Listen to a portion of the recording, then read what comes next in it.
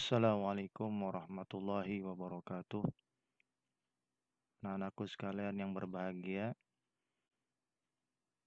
perkenalkan nama saya Bapak Baihaqi SPDI. Di kelas 10, insya Allah saya akan mengajar mata pelajaran BTQ atau baca tulis Quran.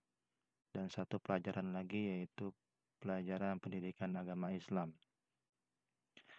Untuk pelajaran BTQ ini memang tambahan saja, yaitu muatan lokal.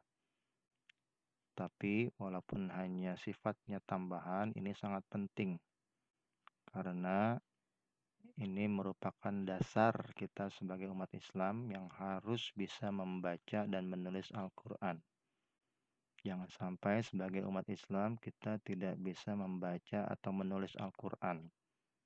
Quran ini memang sebuah kitab yang diturunkan untuk Nabi Muhammad dan kepada umatnya yang nantinya akan menjadi saksi kita di akhirat dan sebagai juga penambah berat timbangan kita nanti di yaumil mizan atau hari penimbangan. Baik, untuk materi pertama pelajaran BTQ akan kita mulai dengan pengenalan huruf-huruf hijaiyah.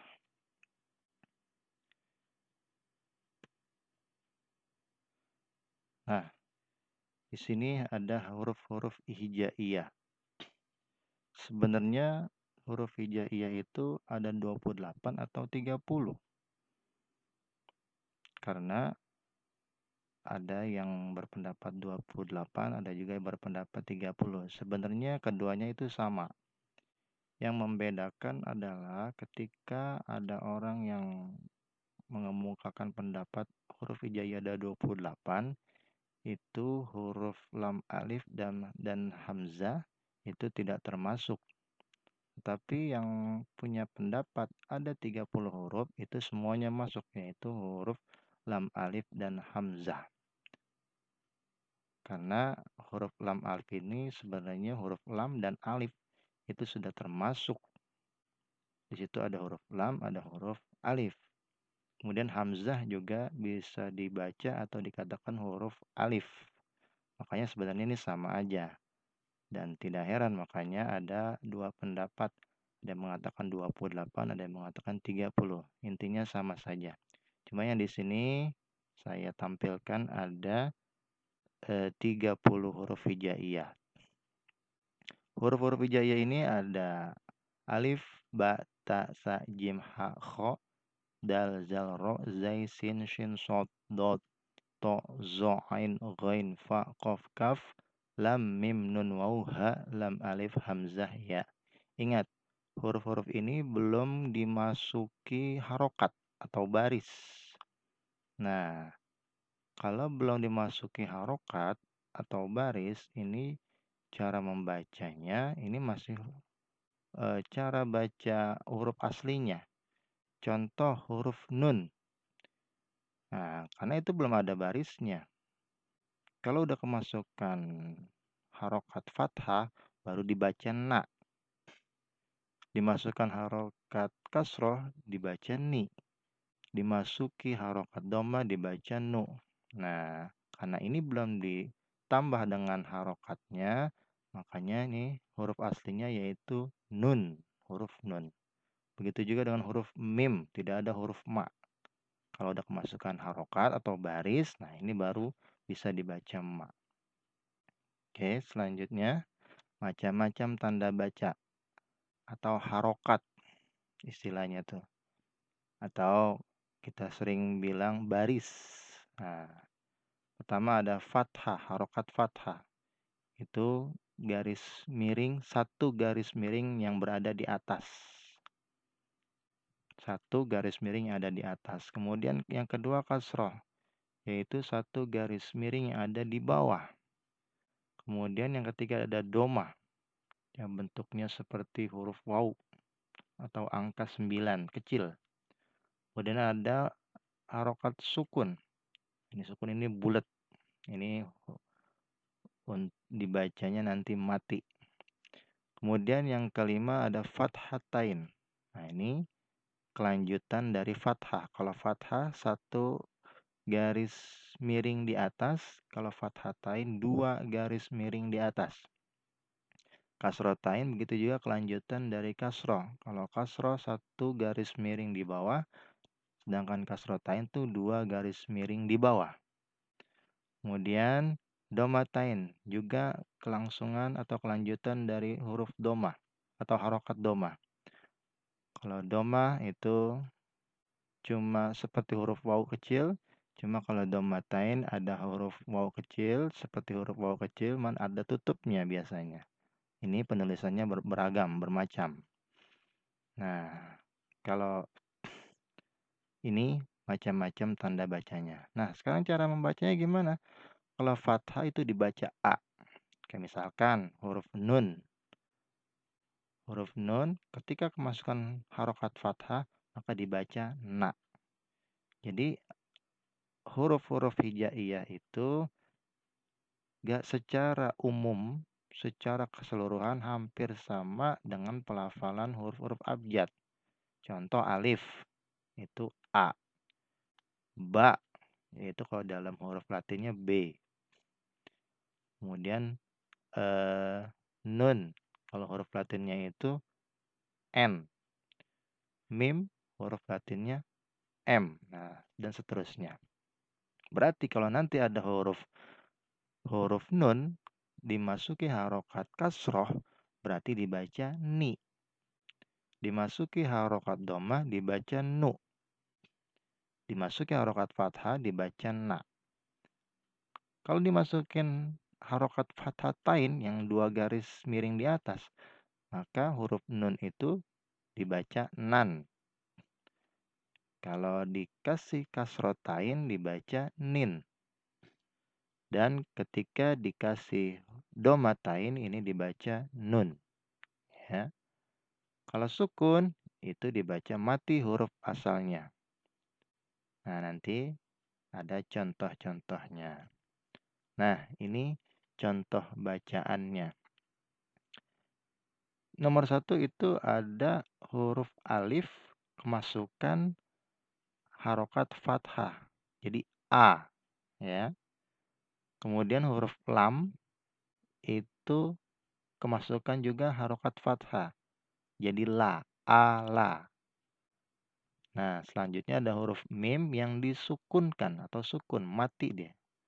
Nah, jadi alaem. Nah, berarti dibacanya alam. Karena mimnya itu tidak ada harokat fathah, doma, kasro, fathatain, kasrotain, domatain. Jadi langsung dimatikan atau disukunkan. Dikunci. Jadi alam. Nah, kemudian huruf selanjutnya ada huruf ta. Kemasukan harokat fathah. Jadi ta. Dan selanjutnya ada huruf ro. Kemasukan harokat fathah. Ya ro. Jadi alam taro. Nah, itu tulisan Arabnya. Dibacanya alam taro. Yang kedua, ada huruf kaf. Kaf kemasukan fathah, di atasnya itu menjadi k. Kemudian ya-nya sukun, y. Tapi karena sukun jadi kai. Selanjutnya ada huruf fa. Jadi kai fa. Nah, selanjutnya ini lebih mudah.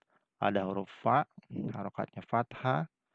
Kemudian ain, jadi a, fa, a.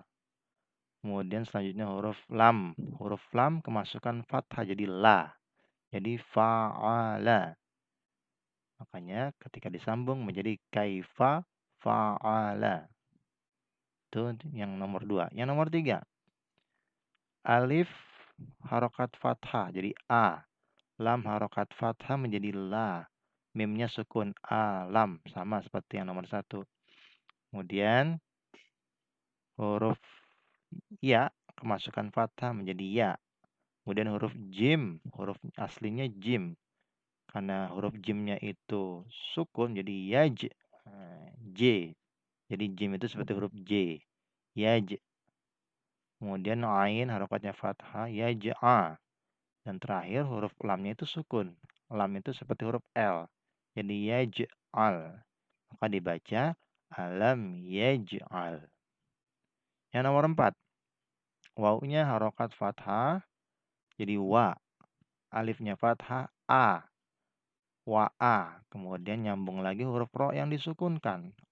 Ro sama juga dengan huruf r, Jadi wa a ditambah ro yang sukun jadi wa ar, wa ar. Kemudian huruf sin harokat fathah sa. Selanjutnya huruf lam harokat fathah la. Jadi salah. Kalau digabung wa arsala. Selanjutnya ada a harokat fathah, lam harokat fathah, ya harokat sukun, alai. Alai, la ya-nya sukun jadi alai. Ha besar harokatnya kasroh hi. H itu sama dengan huruf ya, sama dengan huruf H kalau di Latinnya. Jadi alaihi. Nah, di akhir ada huruf mim yang sukun. Nah, mimnya itu sukun, dimatikan. Jadi alaihim. Kalau digabung semua jadi wa arsala alaihim. Itu nomor 4. Dan yang terakhir ada contoh di bawah itu huruf to.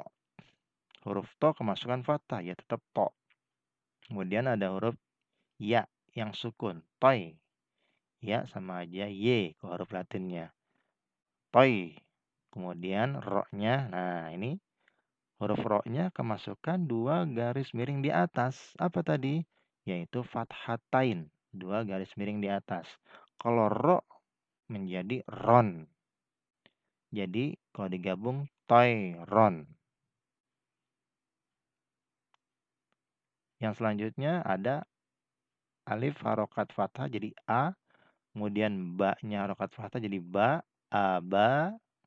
Di situ ba-nya panjang jadi aba, terus ba harokatnya kasroh, bi.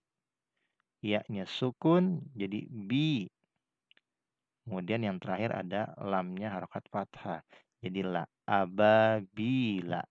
Kalau disambung jadi toiron ababila. Nah ini contoh bacaan yang atau huruf-huruf yang sudah dimasuki harokat-harokat atau baris. Nah untuk tugasnya ada 2. Yang pertama, silakan kalian catat materi yang sudah saya jelaskan atau sudah diajarkan, tulis di buku catatan.